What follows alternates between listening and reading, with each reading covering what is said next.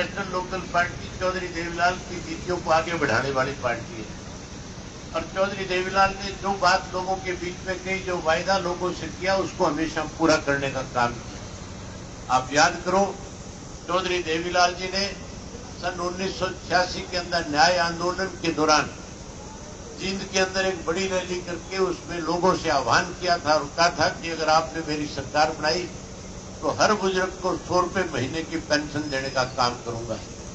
उस वक्त उन्होंने कहा था कि अगर आपने राज बनाने का काम किया तो 10-10 हजार रुपये के किसान के, मजदूर के, छोटे व्यापारी के, कर्मचारी के कर्जे माफ करूंगा और 5100 रुपये गरीब की बेटी की शादी के कन्यादान के रूप में देने की बात कही थी। उस वक्त में चौधरी बंसीलाल मुख्यमंत्री होते थे और चौधरी बंसीलाल कह रहे थे कि सरकारी खजाने से कोई पैसा नहीं दिया जा सकता।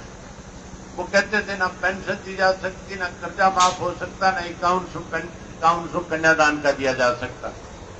चौधरी देवीलाल से जब अखबार के लोगों ने ये बात पूछी कि बंसीलाल ये कह रहे हैं, चौधरी देवीलाल ने कहा कि मैं कानून बना लूंगा। और जब आपने 1987 में चौधरी देवीलाल को सत्ता सौंपी, उन्होंने कानून बना करके जो तीनों वायदे आपके साथ किए थे उनको पूरा करने का काम किया। तीनों किए थे कि नहीं किए थे? पूरे तीनों वायदे पूरे कर दिए। आज चौधरी ओम प्रकाश चौटाला जी ने भी यही कहा है कि अगर लोग हमारे पे विश्वास भरोसा करेंगे, नए सिरे से इंडियन नेशनल लोकल पार्टी को फिर से सत्ता में लेकर के आएंगे, अगर हमारे पे विश्वास और भरोसा करेंगे तो आज की सरकार तो बुजुर्गों की पेंशन काट रही है, आज की सरकार गरीब आदमी के पीड़े कार्ड काट रही है, आज की सरकार गरीब आदमी को परेशान करने के लिए 1100 रुपये आधार कार्ड और पैन कार्ड को लिंक कराने के नाम पे ले रही है।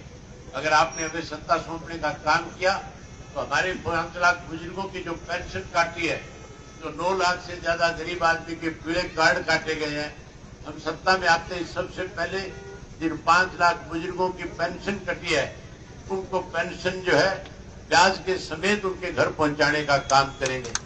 जहां उनको पेंशन देंगे वही ब्याज के साथ पैसा दे करके उनका मान सम्मान बढ़ाएंगे।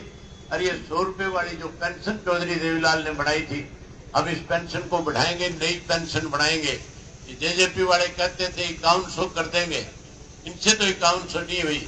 जब 5 लाख बुजुर्गों की पेंशन काटी गई थी, मैंने विधानसभा में मुख्यमंत्री से पूछा था कि मुख्यमंत्री जी, चौधरी देवीलाल ने जब पेंशन बढ़ाई थी तो उसमें लिखा गया था, जब कानून बनाया गया पेंशन का, तो उसमें केवल एक ही बात लिखी थी कि जिसकी उम्र 60 वर्ष होगी उसको सरकार की तरफ से 100 रुपये महीने की पेंशन उसके घर में जाया करेगी।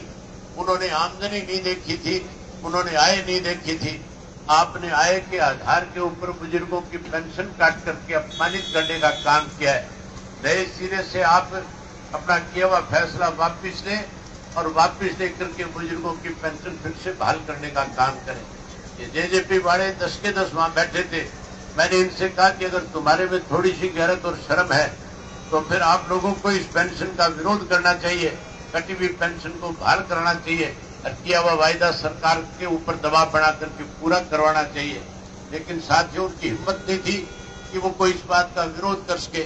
वो विरोध इसलिए नहीं कर सकते थे कि अगर विरोध करते तो सत्ता से बाहर हो जाते, सत्ता से बाहर होना नहीं चाहते थे, इसलिए विरोध नहीं कर रहे थे। हमने ये फैसला किया है कि जो पेंशन 100 रुपये चौधरी देवीलाल ने शुरू करी थी, अगर आप सत्ता सौंपने का काम करोगे तो उसको 7500 रुपया महीना करके बुजुर्गों का मान सम्मान बढ़ाने का काम करेंगे।